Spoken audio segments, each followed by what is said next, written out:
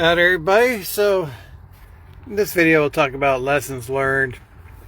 I've been an owner operator for 10 years, so picked up a few things, things that I would do differently, that if I had to start today, how would I do it differently? So I mean, I think we did a lot of good things, but we could have done better, 2020 hindsight. So perhaps this will help newer owner operators, that maybe have less than 5 years experience. I think what we've done is fine-tuned the business model to the point where, all right, this is probably the most you can squeeze out of it. And I would recommend you form an S Corp sooner rather than later. I think the newer trucks coming with warranties, you're not going to have the challenges that previous generations had or older trucks had, because the warranty is going to set you up nicely from the get-go. So it's okay to buy your first truck from Crete and get the extended warranty, the EN4 Freightliner Daimler warranty. That's perfectly fine. Get your business set up as an S Corp. Start paying yourself W-2 wages. I would then, after you got that done, I would then set up a solo 401k. You can do a traditional 401k, which is pre-tax, or you can do a Roth 401k, which is after tax. I would recommend you do the pre-tax because that's going to grow faster doing a pre-tax. So what I would do differently is I would have that S Corp set up almost immediately. ATBS recommends you got to have net income over 80, but take that with a grain of salt. You could do it sooner if you want to, and I recommend you do it, almost immediately. The Crete typically sets you up as a sole proprietor. There's advantages to be the S Corp. First of all, the S Corp is going to be a limited liability company, so there's some legal protection there.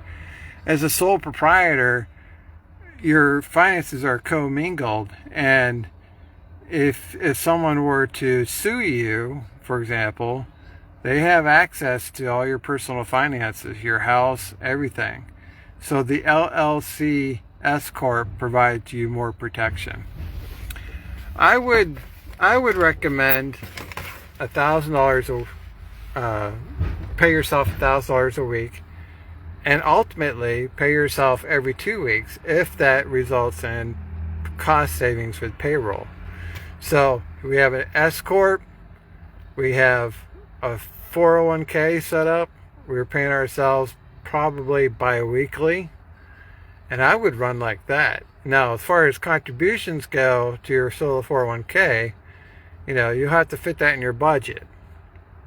25% of 50, it's going to be based on your annual W-2 wages that you pay yourself as an employee. So if you do $1,000 a week, $52,000 a year, 25% of that is 13 grand.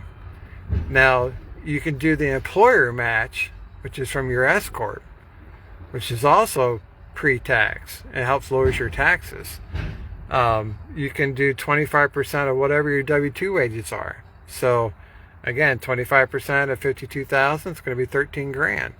So right off the get-go, you're going to be contributing upwards of 26,000 a year into your solo 401k. If you're young, this is going to benefit you tremendously, because you will retire as a millionaire. Absolutely. There's some strings attached, of course. You can't touch that money until you turn 59 and a half, or you will pay a penalty. Now, you can borrow against the solo 401k, which is the best thing out there to start being your own bank. Is once you've got that built up, you can borrow 50% of the money that you send your 401k, up to a maximum of 50,000. So in order to get the maximum 50,000, you need to have invested 100,000 so you can borrow 50%. And the key benefit of this is that you're paying yourself back with interest, and that interest stays with you. It doesn't go to anyone else. So that would be a tremendous tool for you in your small business to have that solo 401k and build it up, and then start being your own bank. These are things that I would do differently if I could go back in time. At 5-year point, you would be sitting very pretty. Now, we talked about buying your first truck from Crete, which is okay, but I wouldn't buy any more trucks from Crete. After that, I would lessen my dependency on Crete. I would go to the dealership and buy from dealership. Hopefully, by that time, you've paid off all your personal debts. You got your credit score up at over 800. And you go to that dealership and you give them a down payment, say $20,000. Maybe that's money that you borrowed from your solo 401k. That would be great. You go in, you buy a truck from a dealership, get a good down payment, have a good credit score, get yourself a truck away from Crete. That frees you up from capital casualty, no required maintenance account, no speed limiter. I wouldn't even do maintenance at Crete. At that point, I would recommend you take your truck to a dealership for all your maintenance needs and get away from Crete and Crete services. Now, you can still lease on with Crete, but ideally, you would do this sooner rather than later, because there's too much drama and conflict when you're trying to deal with Crete or any carrier. They try to exercise too much control over your truck because they have your loan, they have your required maintenance account. They have, in case of Crete, they actually have a lien against your truck. And they control your business. So your second truck, you definitely want to get away from Crete. Time to stand on your own 2 feet. Get away from that. You'll be better off. Some things that I did do well was I got the American Express Business Plum Card, which I recommend to all owner-operators. It gives you 60 days to pay with no interest. If you do pay, within the first 30 days, you get 1.5% cash back. That's a good deal. Now, there is an annual fee of $250, but it's still a good deal. If you're a veteran like I am, then the Navy Federal Credit Union's available to you, and you can get a Navy Federal Credit Union business card. However you want to do it, I recommend you have 2 business cards, because there are places where American Express is not accepted and you need a backup business card. So I have American Express Plum Card as my first choice, and then I have the Navy Federal Credit Union, which has like a $25,000 limit, as my second choice. So when it comes to retirement, I would recommend a solo 401k be your first retirement plan you choose. What I did was I had the Roth, but in hindsight, I did the Roth IRA, which has like $8,000 limits per year based on my age. The limits for the solo 401k goes up astronomically, several tens of thousands of dollars, like $70,000 to $80,000, depending on your age. So you want to check into it, review it with your accountant, because a lot of what you're contributing is limited by how much you're paying yourself by W-2. So you could put more in your solo 401k if you raise your W-2, but if you raise your W-2, you're going to pay more in Social Security and Medicare as well. So there's a sweet spot. You'll have to talk to your accountant and find the sweet spot. But I did the Roth IRA. In the hindsight, I wish I would have done the solo 401k and not done the Roth IRA. If I could go back and do things differently, I would do that. I bought 2 trucks from Crete. If I could go back in time and do it differently, I would have only bought 1 truck from Crete. I kept my first truck up to 1.2 million miles, which I don't recommend.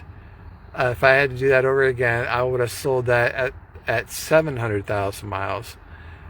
With the warranties nowadays with Crete, I would only keep that truck as long as it's under warranty. As soon as that warranty expires, I would be trading it in on my second truck from a dealership. So there's a few things there that, had I gone back in time and done differently, would have set me up better, going forward. But obviously hindsight's 2020. You can't go back in time. You do the best you can at the moment with the information you have. Now, some point in the future, you're going to look back once you have more experience and more information and see where you made your mistakes, but all you can do is pass that on to the next guy so that they don't make the same mistakes that you made. And maybe that will help another guy out, that,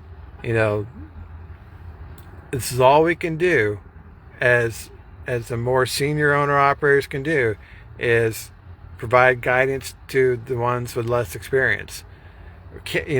We point you in a direction, but we can't do it for you, so there's a lot of details that you'll have to decide on your own and review with your accountant, your CPA, or even a financial advisor, but I think, after 10 years experience, there's probably a handful of things I would have done differently that would have been better had I known, or thoroughly understood better what my options were.